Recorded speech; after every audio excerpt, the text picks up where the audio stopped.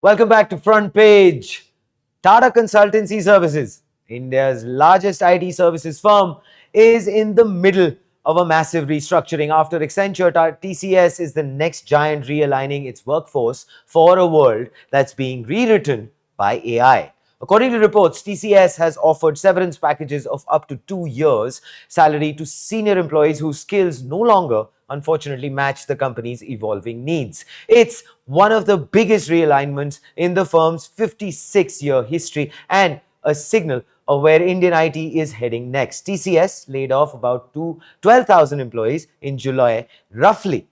That is 2% of its 6.1 lakh global workforce. Many of these impacted were long-time employees, some with over 15 years at the company. Those who have actually been on the bench, well, for more than 8 months, meaning without active projects, were offered just a 3-month severance. But for others, TCS is reportedly providing 6 months to 2 years of salary, career transition support, and even early retirement options. The message is, well, quite clear. TCS is not shrinking, it's actually shredding its old skin, a legacy of manual, low-margin services to prepare for a future where AI handles the routine and humans drive the strategic.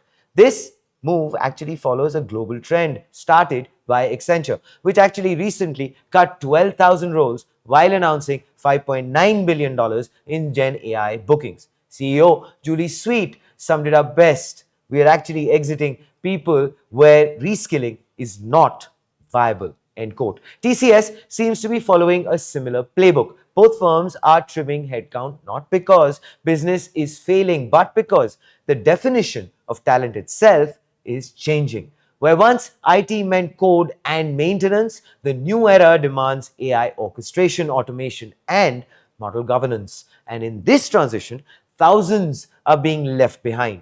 TCS is set to announce its Q2 fiscal year 26 earnings on 9th of October, and the numbers could actually confirm how deep this transformation runs. Analysts expect muted revenue growth of just 0.2 to 1% sequentially as global demand remains weak amid United States tariffs and tightening tech budgets.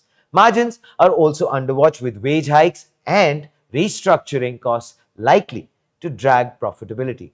But the key figure to track is employee headcount. As of June 2025, TCS had 613,069 employees. If the layoffs are broader than actually reported, the new headcount could mark a generational pivot from manpower-led to machine-led growth. While the severance packages are generous, some as high as 2 years' pay, experts are warning that most of it is fully taxable under Section 17(3)(I) of the Income Tax Act, unless clearly broken down into exempt components like gratuity, leave encashment, or retrenchment compensation. These payouts will be taxed like regular salary income. TCS has reportedly hired counselors and medical professionals to support employees coping with termination stress, a first for the company. Well, it's a reminder, and a brutal one, that this isn't just a financial transition, but a human one. For decades, Indian IT ran on bench strength, hiring in bulk and deploying people as needed. That model worked in the outsourcing boom, but looks fairly outdated in the AI era. Today, productivity is measured not by how many employees you have, but how essentially you integrate AI. Developers who once wrote 500 lines of code a week are now expected to use tools like GitHub Copilot or internal GenAI assistants to double their output. As one TCS engineer on Reddit put it, this isn't fear-mongering. It's actually a real-time evolution of India's largest employment sector. If Accenture's layoffs, well, were a warning shot, TCS's restructuring definitely confirms it. The age of linear IT growth is over. The new model rewards automation, AI co-workers, and domain expertise over sheer scale. With over 6 lakh employees and clients in 150 countries, TCS has long been India's IT bellwether. If it's pivoting this decisively, expect Infosys, Wipro, HCLTech, and Tech Mahindra to follow. The next few quarters will tell us if Indian IT can actually truly transform from code factories to cognitive enterprises, or risk being disrupted by the very AI it actually helped build. Joining us tonight is Gaurav Vasu, a very seasoned IT and consulting expert who has actually spent over a decade studying the Indian IT services landscape. He, from workforce trends, well, to business transformation. He is definitely going to help us break down what IT industry's layoffs, particularly Accenture, TCS, really signal for the industry. The rise of AI led restructuring and what comes next for India's $284 billion IT sector. A big welcome to you, Gaurav. How are you doing? How are you doing, Gaurav? Good to have you on the show. Hi, Sudhi. Thank you so much. Yeah, it's well, not the best of news, Gaurav, to bring you in. You, of course, are going to help us navigate this. So, kicking things right off, uh, it is, of course, a very big restructuring. TCS is in the middle of it. Its largest workforce realignment since 2008, the 2008 crisis, trimming about 2% of its workforce and offering up to 2 years severance pay to senior employees. So the question is, what does this signal to the industry? Is this just cost optimization before Q2 fiscal year 26 results on the 9th of October, or a deeper strategic reset for the AI era? Sudhi, I actually couldn't get your question fully correctly, but let me just try and so I think what I'll I heard summarize it from for you you. very quickly, Gaurav. If you didn't get it, I'll If summarize you it can for you just very come a little quickly. closer to the mic, I'm not able to hear you very clearly. Can you hear me now?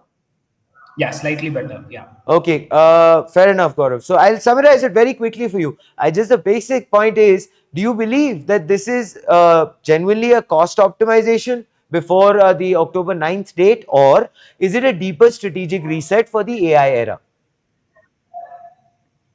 Yeah, I think it's a combination of the two, right? So if you look at the last 3 years, right, the way our industry has actually suddenly pivoted from a double-digit growth in post-COVID, a lot of dollars Hmm. spent on digital transformation, a lot of tech services firms and clients were talking about digital spends growing up, and which is true as well, right? But I think suddenly we've gone from a close to a double-digit 7, 9%, 10% growth of the tech spend to roughly about 3 to 5% spend, right? So True. that's almost like one third of where we were. We've drastically crashed there. Hmm. At the same time, if you look at, there are two, three other things at play. If you look at, one is the geopolitical. So one of the impact of this is largely because of geopolitical slowdown, right? A lot Sure. of changes in the way offshoring, outsourcing, GCCs are looked at. So a lot of clients are not very clear of how long some of these wars will persist, how long some of the inflation will persist.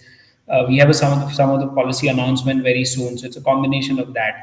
Second, we've also seen a lot of clients increasing their spend on AI, right? So Hmm. traditional technology, which is run the business technology. I'm a bank, I'm a retailer, I'm a financial services giant or an insurance giant.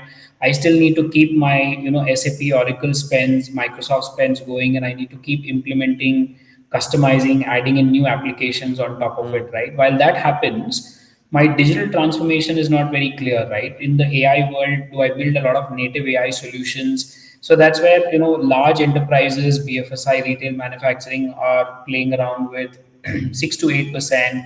Some of them 8 to 10% of the technology spending is going towards native AI startups, right, and native AI Hmm. solutions. A Hmm. lot of POCs which are getting done there. Beneficiaries of these are some of the IT services firms, but a large part of the beneficiaries are actually native AI vertical and horizontal platform players in the US and the European markets, right? And the other part is the type of nature of deals as well. If you look at in the last 3 years, Hmm. the nature of deals are not as very similar to how it was in the previous decades, right? These are not large 10-year, 8-year, 3-year, 7-year transformation deals of Hmm. Hmm. implementing a workday, implementing SAP, or moving from SAP ESS to S4HANA immediately.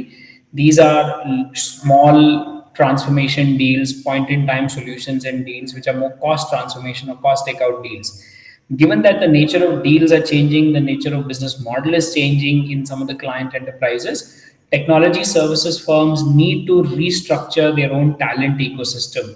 So there is a mismatch between the supply that exists Hmm. in the Hmm. organization versus the futuristic demand in the external market, right? Hmm. Be it Hmm. TCS, be it Accenture. You heard Accenture announced a very big 800 million plus restructuring program Yes. where they're doing the same. So, given all of these at play and the supply demand, when I say supply, supply is what these companies have built as talent over the years. And we were, in fact, the first ones to call this at Unearth Insight that 1 to 2% of the industry will, unfortunately, we have about 5.8 million people in the industry today, Wow. and about that includes multinationals with their IT services firms here, plus the IPPs, right, Indian pure players, Hmm. Hmm. and 1 to 2% of the talent pool, which is at the middle and slightly middle at the top of the layer, may find it very difficult to get upskilled, reskilled into new gen technologies and new age technologies, right? It's not that they are not investing in those skills. It's not that the client or the enterprises are not investing or IT services firms are not investing, but they will find it difficult to get reskilled and upskilled. And that's 1 to 2%, roughly about 5 to 6, about 4.5 to 5.5, Hmm. or close to Hmm. about 6 lakh people in the industry who will go through this change. And the effect of this is already visible what from based on what TCS and Accenture announced, right? So it's So going to you be a lot believe? more of supply to demand mismatch with the kind of skills people are with the kind of skills people are going to require for short-term projects, for multi-skill, Sure. multi-application. So not necessary that I know only SAP ERP, but I need to know Workday. I need to know. So I need to be multi-format, Hmm. multi-skilled, Hmm. Hmm. multi Hmm. solution talent pool. I need not be just a technology, but a techno-functional talent pool. So a lot of those kind of skills, will find it difficult. People with those program management skills will find it difficult to survive this change, right? They will have to quickly go and find out what role will fit, either if not Sure. in the large IT services firm, maybe tier two, tier three, or boutique firms. But that's a kind of restructuring change that we will go through. So your understanding this, Gaurav, is the fact that it's a combination of the two: cost optimization and, of course, calling out to the future as far as the AI era has been knocking, is probably already here. So, which actually brings me to the clean segue into the next one, which is the bench strength aspect, which you just talked about, to AI efficiency. It's been for decades. IT service providers actually prided themselves on having a very strong bench strength and an internal buffer to absorb client demand spikes. But that model clearly now seems fairly broken, Gaurav, with AI tools reducing dependency, as you had mentioned, on human headcount. The point is, has the traditional bench model of Indian IT finally reached its end? And are we witnessing the shift from manpower led to model driven revenue? You already mentioned that you had called it out earlier, 1 or 2%, that's about 4.5 to 5 million. So do you believe that we are at that point now? So, Siddhi, I see this transformation slightly differently, right? I don't Hmm. think, you will suddenly, IT services industry is close to about $1.7 trillion globally, right? Sure. And I don't think, we will see a sudden shift immediately in the next 6 or 9 or 12 months. Definitely, this slowdown, like I said, is a combination of multiple things. I will see that a JP Morgan or Society General, a State Bank, a Citibank, or a Tesco, Target. You look at any of the enterprises in the US, in the Europe market, across Japan, across different countries, today are still transforming and moving from traditional to cloud technologies, right? That's why hyperscalers still have a huge room for growth, right? And when they're making this move from S4 HANA or from Oracle to Oracle Fusion Cloud, a lot Hmm. of them will still want a technology services partner to help them do this, right? Sure. So I see the future of IT services in three or different formats, right? One is you will have an offering which is the traditional tech services offering which exists today, which is technology services firms who will partner with clients, tier two, Hmm. mid market, large enterprises, and help them maintain and run the technology stack that they have today. Right? If I Sure. have a SAP, Oracle, Guidewire, Infor, many other technology, I need somebody to maintain and run that technology. So I will have that part of the business. which will change with some bit of efficiencies coming in because of AI, and that Mm-hmm. efficiencies will be passed on back to the customer. So the manpower model that you talked about will definitely see some efficiencies in that part of the business. But then on top of this, you will have AI as a services and AI as application revenues, right? So when Okay. I say AI as application, if AIM had to actually find who's the best analyst to call for what kind of different kind of programs Mm-hmm. and content that you're running, you'll actually have to then build an AI application, right? Which is not traditional systems of records, but an application provided by one of the AI native companies, which is either a Sure. finance owned, content marketing, insurance, within insurance claims, underwriting.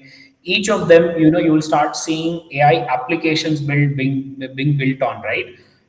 As per Anarth Insight, we feel that the top services companies may not have a very large share of those applications. Those applications will still come from native AI companies. So you will Mm-hmm. have the build and the run, you will have AI applications which will sit on top of these systems of records, or sometimes be complementary to some of these systems of records and understand the data and then give you solutions on top of that.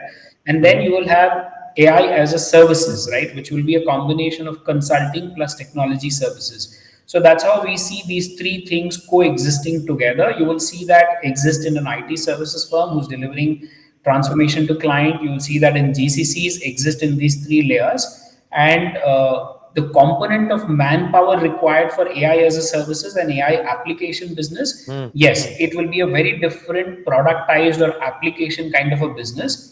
But the traditional model of cloud and infrastructure support, that might still see some bit of efficiencies coming in, but all three of them might coexist. You will see some companies, for example, in Accenture, you see all three of them coexist, right? They're the first ones to come Mm-hmm. and talk about AI as a services vertical and AI as a revenue stream for them, right? Mm-hmm. Some of the companies are still discovering, some of the tech services firms are still discovering, but you have horizontal, vertical AI firms. I won't go in naming some of them, but there are many which are doing contact center automation. There are many who are doing healthcare, hospital management systems. There are many who are actually disrupting the entire full stack finance solutions. But that's how we see it, right? So the size and scale, will the size and scale of the industry come down? No, I think we spend about globally, we spend about $4.5 to $5 trillion in technology.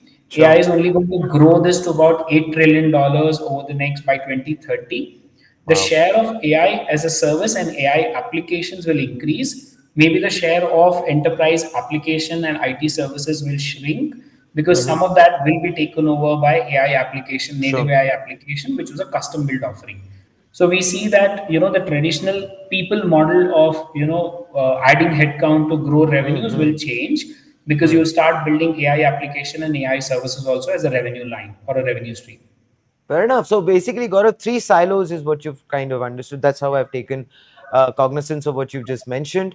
The fact that the landscape is changing, there is a slight paradigm shift. AI will obviously take a lion's share moving forward, as you had mentioned, by about 2030, which actually brings me to this, which is the AI reality check, which is, for example, TCS.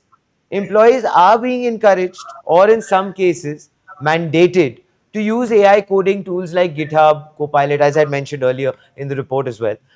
Is AI truly replacing jobs, or, well, just maybe reconfiguring them? And how much of this layoff wave is about genuine automation in terms of the gains versus margin protection amid global slowdown? Because you had mentioned right at the get go about a mix of various factors contributing to this.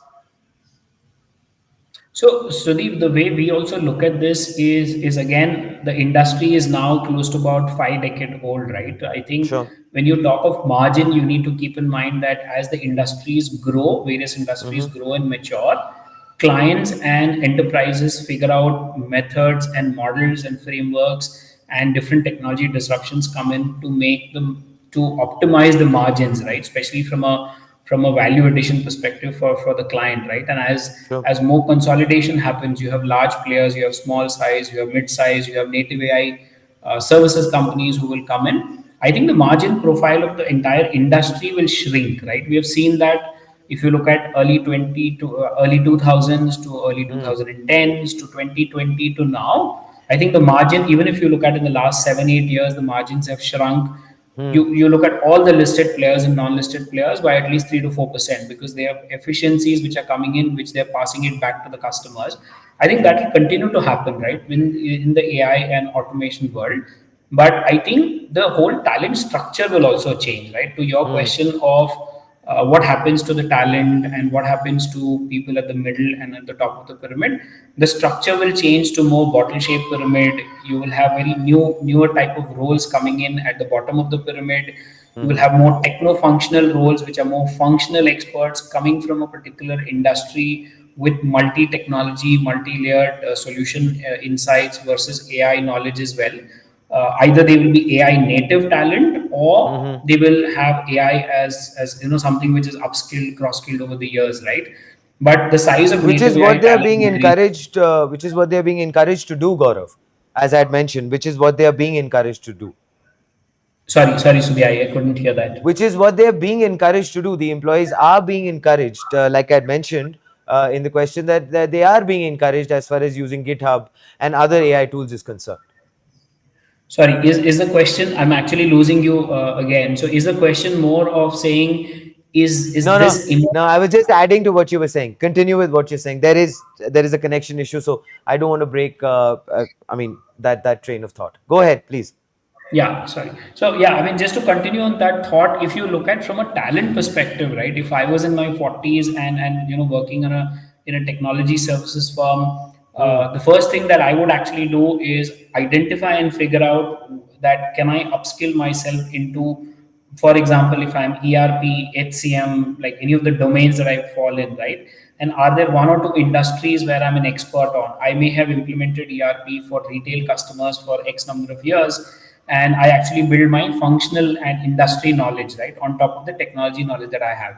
Hmm. And then on top of that, there are AI tools which are helping me perform better, helping me give an end-to-end value to a customer. And I think that's what I would look at, right? If I have to be relevant to the industry, the minute you see that there is skills and roles which are more bolt-ons, which are add-on roles, which can be Hmm. easily automated and performed by AI technologies, which you and I will be experiencing the minute you use a lot of B2C AI tools. I think that's when the alarm bell should ring, right? And you should quickly Hmm. move from a project management to an automated testing, to Sure. a traditional testing roles, to doing something which is more value add. That's how I would look at it from a talent perspective. Okay, so the mid-career dilemma. Basically, reports say that most layoffs hit employees aged 40 to 50, as you just mentioned. Many actually with families, Gaurav, EMIs, and limited reskilling options. This is the human side and a very painful one. What happens actually to this mid-career layer of India's IT workforce? Can they realistically reskill for AI roles? Or is the industry silently creating a generational divide between AI natives and legacy coders? Gaurav, it would be nice if probably, I mean, since you are somebody who's so experienced, and the fact that you have been having these conversations, it would be nice for you to maybe give a real world example, or for that matter, authenticate it with something maybe that you have heard from in terms of your peers or other people, because this is a fairly critical aspect. So actually, good question. So if you look at when you say native AI talent versus people who have been in the industry, I think I see a beautiful collaboration between the two. In Okay. fact, of late, I've been meeting a lot of people who have quit traditional IT services firms in their 40s, in their 50s. But I think the big difference that I see in that talent segment, which is actually taking a bold step of quitting at a Hmm. certain industry lead level or at a certain project manager lead level, and actually where they're joining, they're either building their own native AI solution Hmm. companies, or they're actually joining native AI firms globally or locally across Bangalore, Hyderabad, and multiple other cities, right? Sure. What this talent brings, and which doesn't exist in a native AI talent. Native AI talent has been exposed to using a lot of AI tools, Gen AI tools, Hmm. to Hmm. actually deliver technology solutions at a faster pace. But what it doesn't have is a lot of techno-functional expert knowledge who has seen what works, what doesn't work, let's Hmm. say in an insurance industry, in a claim or an underwriting space. And that's where the ability of some of these techno functional experts helps them move a lot of POCs to large scale deployment. While Sure. we all talk about native AI talent, but let's also agree to a fact that a majority of the native AI solution firms that you see, enterprise native AI solution firms that you see, Mm-hmm. haven't still, we talk of all the B2C AI firms and Gen AI firms, right? But I hardly come across a native AI firm which has crossed $1 billion+ in revenues just selling a finance application, a full stack finance, a full stack HR, a full stack procurement supply chain, which is solving a supply chain problem for an enterprise client, right? Which is Mm-hmm. today, let's say, 30% of a client budget. We haven't still seen that, right? That's what typically, if you see SAP, Microsoft, Oracle, or many of the product firms in the past have also done. Look at these people who are in their 40s, 50s, and they bring functional expertise, add that on along with the native AI solution you have. And when Mm-hmm. you merge the two together, you eventually actually have a solution which has AI plus human in the loop, because that's a concept which is Mm-hmm. growing, even in the POCs and the deployment stage. You need a human in the loop. That human in the loop is actually adding more realistic industry functional insights, right? And that is going to help a lot of native AI companies and native AI talent to actually move the needle from POCs to large scale deployment. And I Okay. see not all of the talent, but definitely, like I said, the 1 to 2% of the talent that we see will have to go through this restructuring. But a good significant chunk of this talent from tier one, tier two, tier three, or Mm-hmm. boutique firms will actually start finding very interesting places to go. In fact, we will see a lot of this talent go work with Indian enterprises, right? The likes of HDFCs, the likes of Airtel, or likes of Mm-hmm. Indian enterprises who are trying to embed AI into their ecosystem. We'll see some part of this talent go and work with private equities to help them evaluate whether the Fair. POCs or the companies that they're investing. But yes, there will be some portions of the talent which will find it very difficult to also, even if they get reskilled. Sudhi, to your question, if I'm a Mm-hmm. 15, 20-year experience, traditional Java, traditional SAP, or Sure. traditional testing skill, and even if I get reskilled, will I want to start my career and compete with a fresher who's a native Mm. AI fresher? I think Mm. that's a talent which will find it difficult, who will end up competing with the native AI freshers rather than using their domain expertise to work with a native AI organization, or like I said, Ps or IT services Mm-hmm. firms.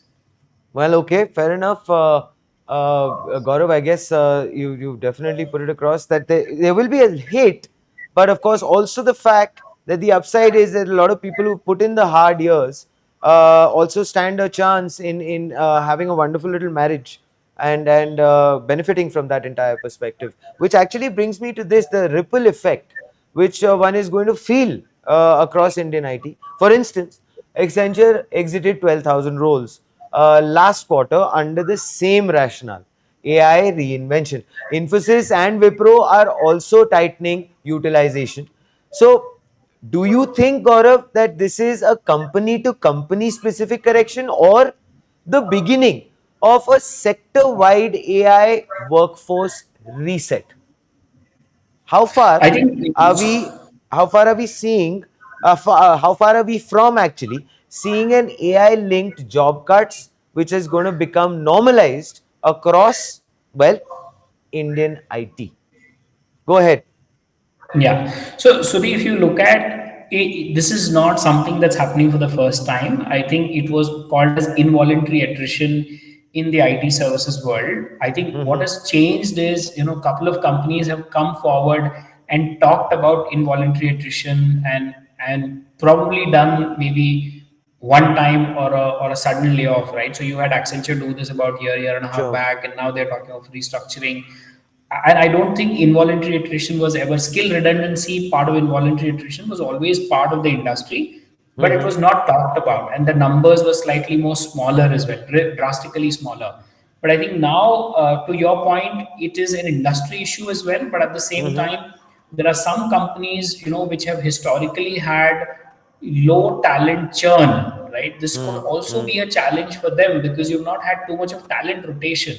You haven't bought a lot of external talent out from the market. While it was a blessing in disguise in the past, But today, it could actually become a challenge for you because those people haven't reskilled and upskilled themselves enough Interesting. that you've actually had to let go of. So it is company issue for those organizations which haven't actually identified the agile, right skilled, multi-skilled talent Mm-hmm. and let a certain type of a talent exist in the organization. Mm-hmm. And that's also a business need, right? Because you have Yeah, certain type of business and certain type of projects and you have to keep doing that. true, But true. companies, that have actually had a lot of external talent which has been embedded along with the internal talent and invested in right supply demand and demand supply forecasting. I think you need a right amount of forecasting for both supply versus demand versus supply. So those companies which have been able to do a balance of the two will actually Mm-hmm. will not actually be part of this entire large scale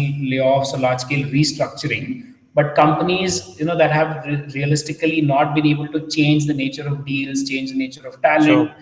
I think this will become a new normal, especially with tier 2, tier 3 firms as well.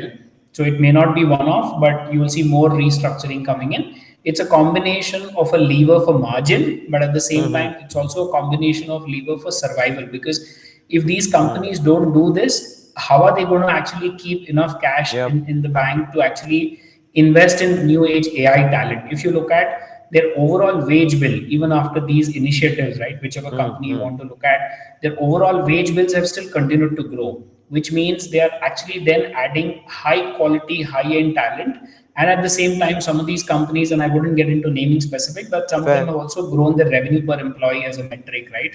Mm. And dividend, EPS, multiple other metrics you look at. So I think it's a need of the hour with the changing restructuring of the whole industry. And like I said, you'll have enterprises who will still be relying on systems of records, and a very small amount of their client spend will be on AI. But you'll have large enterprises who will balance their spend between system of records, system of intelligence, and insights in AI. And that's where a lot of this restructuring will happen. All right. So, well, basically, the ripple effect, it will be felt, Gaurav. India question. Uh, from services to systems, TCS, Q2 results actually this week will reveal, 9th of October, whether the AI transition improves margins or exposes new inefficiencies. So basically, Gaurav, what does this moment mean for India's $284 billion IT services economy? So, Sudhi, your question is, will AI improve the margins over a period of Yes, time? Did yes, I? yes. Okay. I think let's put it this way, right, Sudhi, that I think depends on which type of companies again you're talking about. If you look at, depends on what scale of the stage the companies are at. At an industry level, I feel that we are getting to a stage as technology services industry or as technology industry itself. Today, technology is one of the largest industries for as a percentage of GDP. If you look at, right, Hmm, hmm, like I hmm. said, $5 trillion technology that includes products, services, and AI and native AI applications. Sure. I think at an overall aggregate level, I think we see efficiencies coming in. The margins at an industry level will stagnate for some time Hmm. because margin are a result of a lot of investment that you do again for growing and increasing your Correct. efficiencies, right? Specifically in the Indian IT services context, very difficult to state today, Sudhi, because I don't know, depending on the current initiatives that some of them are taking, it doesn't look like that the margins will stagnate, but probably the margins will fall because they have a Okay. lot of headwinds, which are coming their way. Sure. With H1Bs, with a lot of other Yep. challenges. So it's Yep. not just about AI, but it's also about changing geopolitical scenario. How will they closely work with the GCCs in the headquarter? I think in the last Hmm. conversation we Hmm. talked about this very important piece of Yes. how will they manage their billing rates if they have to work with the headquarter plus the India GCC True. sector as well, right? A lot of things will come in place for margins. I think even for multinational, except one or two companies, I think we see that at a services industry level, if they don't add a very strong AI application layer business and a very strong revenue share of AI as a services, these two businesses alone, if you look at, are going to be high margin businesses. Traditional IT services will drastically shrink. I wouldn't be surprised if the industry average margins fall below 14, 15% over the next 3, 5, 10 years. But Okay, somebody who's Gaurav. only playing Hmm. the AI application and AI services business will continue to hold higher percentage margins, over 20% plus. Okay, okay. So basically, you're saying that at the end of the day, there will be a certain amount of, well, a certain amount of stagnation maybe right now, or there'll be a fall in it, but eventually things will start to go ahead and look up. Finally, Gaurav, I just have to say this before I let you go. I want to ask you this. Uh, it's of course been fairly incisive as always speaking with you. You've given some very, very interesting insights. There is a voice which is very, very clear in terms of going ahead and saying that, well, you know what, this is the end of the IT services industry. Then, of course, there's the other factor, which is to go ahead and understand it from the fact that, yes, the landscape is changing. Yes, there are certain things which are taking place. It's a 5-decade-old industry, as you had put it across. Where do you stand in terms of the final thought that you might have for the viewers and the audience? Because it would be nice for us to finally summarize the conversation as a fairly balanced take. Is this the end, or is it just a pivot? We need to restructure, we need to find the landscape again, we need to find a new direction and go ahead and figure out how we're going forward. Your final thoughts on this? Yeah. No, just to summarize, Subi, I think, like I said, if I just to give you a summarized view, I think we have a very balanced view that, this is not AI caused layoffs. Both the Hmm. companies who have talked about this restructuring, be it both TCS or Infosys, sorry, TCS and Accenture is doing it like probably this is the second round that they're talking about, right? Categorically on records, they've said that this is more of a supply demand skill mismatch issue, not purely driven by AI, because I think the stage that we are in as an industry, it is very important that we identify as IT services firms, tier one, tier two, tier three, and boutique. Very important, like I said, they identify the balance between the traditional run and build the technology transformation journey for the client to Hmm. then disrupt the technology transformation, which is through AI applications and AI as a service. The companies that are able to actually balance the two with over a period of time, right? Once they're able to reach a certain stage of 20-30% of the revenue coming in from the disrupt solutions, Hmm. you will see a very different kind of talent planning, talent optimization, and in fact, the average revenues and margins will go up. But the companies who are not able to find this difference, I think you will continue to see restructuring and changes in the way they change their talent structure, right? It is going to become a new norm, but I like I said, right? It's not the end of the story from a talent perspective. We have seen talent move into three, four different, five different areas and verticals, which only elevates the quality of work the talent does, the kind of impact that the talent creates.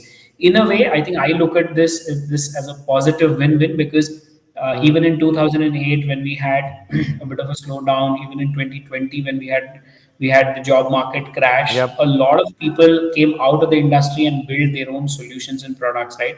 I mean, 2008, there were multiple interesting products that have come out, have become multi-million dollar solutions, some of them going IPOs as well, right? And some of those folks were actually part of those restructuring initiatives, and some of them took a bold call of nominating themselves part of that restructuring because they wanted to go out and do something different, right?